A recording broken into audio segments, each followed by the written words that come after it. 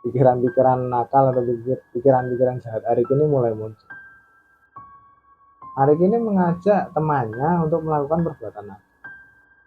Dia menceritakan bahwa si Arik ini menyiapkan sebuah kain putih yang sudah tidak terpakai dan yang nanti akan dia pakai untuk menakut-nakuti.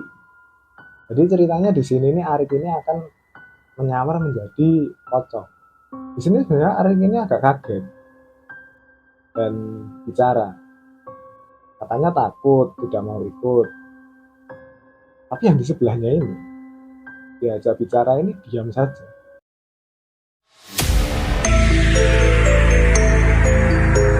Halo sobat semua, selamat datang kembali di channel Pos Horor. Channel yang membawakan cerita-cerita horor dan cerita-cerita misteri. Untuk kalian yang mungkin baru saja menemukan channel kami di channel YouTube kalian bisa subscribe dulu apabila kalian menyukai cerita-cerita horor, agar kalian mendapatkan update terbaru dari kami. Dan untuk info, kami ini tayang setiap hari Selasa dan hari Kamis pukul 7 malam. Nah, di cerita kali ini berasal dari salah satu subscriber saja, namanya Arik.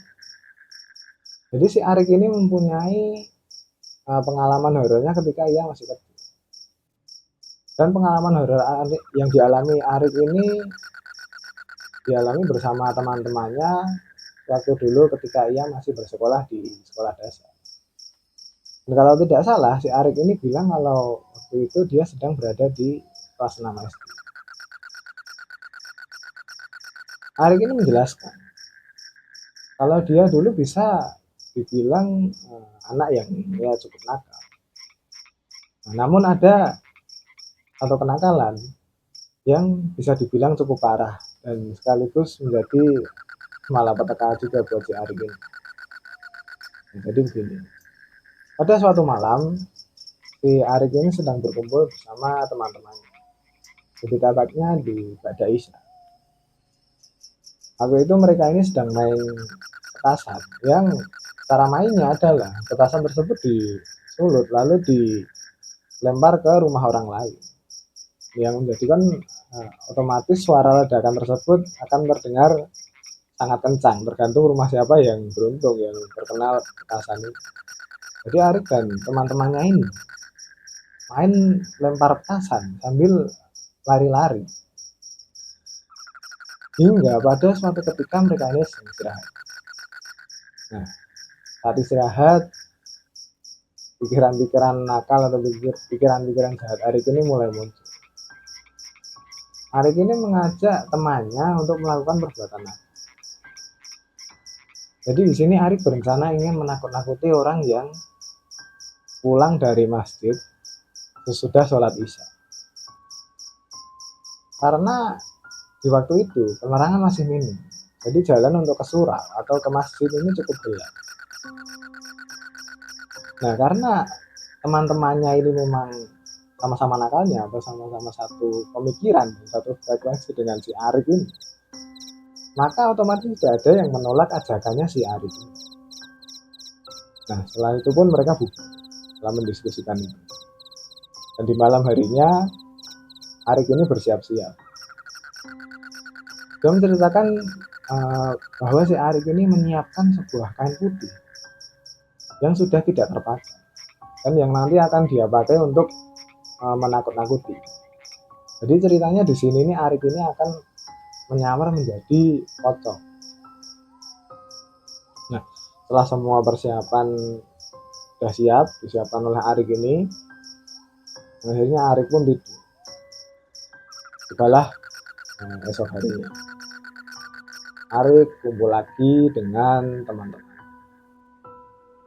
untuk membahas rencana malam nanti.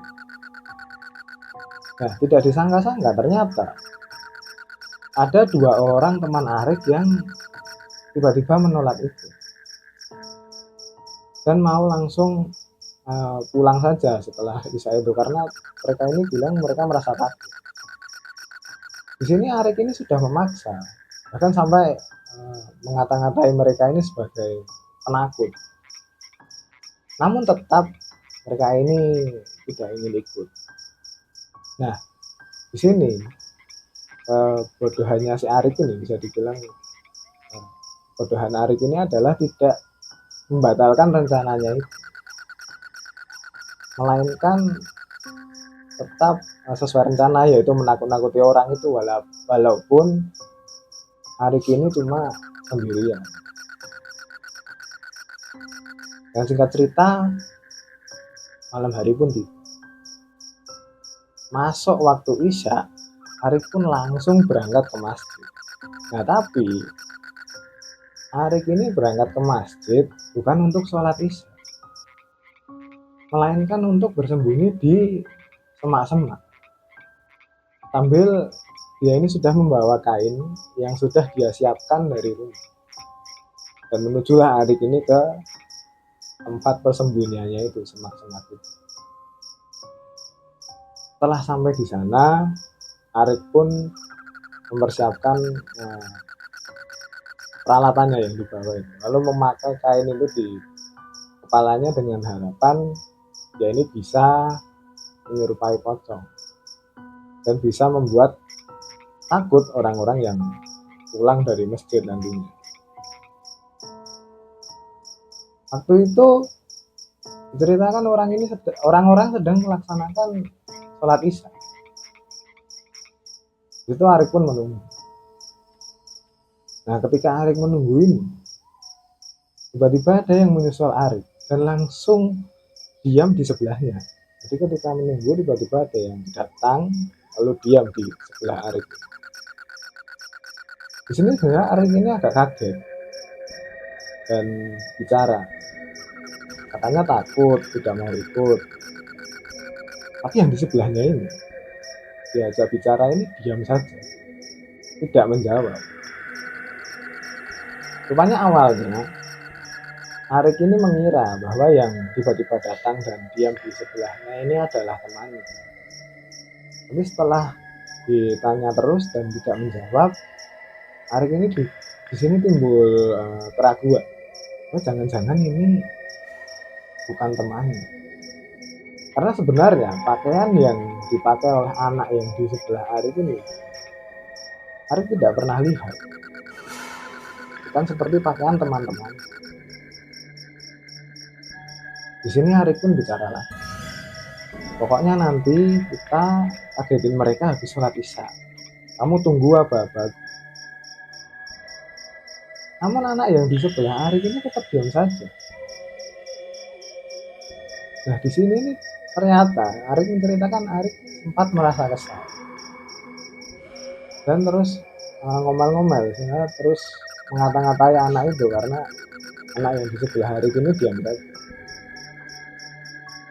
Beberapa saat kemudian tiba-tiba bocah ini tadi menoleh ke arah Arik. Arik yang tadinya dari tadi kesal dan ngomel-ngomel ini tiba-tiba melihat muka bocah yang di sebelahnya tadi. Nah, posisinya ini sangat dekat sama Arik ini. Arik melihat muka yang sangat mengerikan. Mukanya ini hancur dan penuh darah. Lalu Arik bercerita seperti itu. Nah, di situ pun Arik ini langsung lari sekencang-kencangnya dari sana sambil teriak-teriak. Arik ini berlari terus hingga akhirnya berhasil sampai rumah. Sampainya di rumah, ibunya ini langsung panik. Selain karena Arik ini teriak-teriak, ternyata kaki Arik ini berdarah. Entah kenapa Arik ini mengira mungkin kakinya tadi tergesek duri atau yang lain. Arik tidak tahu juga karena saking takut dan panik. Mungkin sampai Arik ini tidak merasa. Akhirnya setelah diobati pun Arik menceritakan kenapa dia seperti itu. Dan sudah pasti dia malah ditambahi ceramah oleh ibunya di rumah. Nah, tadi cerita dari Arik. tentang pengalamannya di masa kecil. Dan sebenarnya Arik di sini juga menceritakan bahwa dia ini juga cerita ke teman-temannya. Teman-temannya akhirnya ngata-ngatai Arik juga, sama seperti ibunya yang membuat Arik akhirnya mengurangi tingkah nakalnya. Itu mungkin pengalaman dari masa kecil Arik yang mungkin juga kalian merasakan jika kalian masih kecil, atau mungkin teman kalian juga ada yang mungkin sampai nakal dan sampai kena karmanya. Kalian bisa tulis di kolom komentar. Dan juga apabila kalian punya cerita pengalaman sendiri atau juga pengalaman teman kalian, entah soal masa kecil atau apapun yang punya hubungan dengan hal-hal mistis atau hal-hal horor, kalian bisa kirim melalui email, melalui DM Instagram ataupun TikTok yang sudah kami taruh di deskripsi. Dan juga untuk kalian yang menyukai video kali ini, kalian bisa like dulu video ini dan kalian bisa share ke teman-teman kalian yang juga menyukai cerita-cerita horor. Saya ucapkan terima kasih kepada kalian yang menonton kami hingga saat ini. Saya ucapkan terima kasih dan sampai jumpa.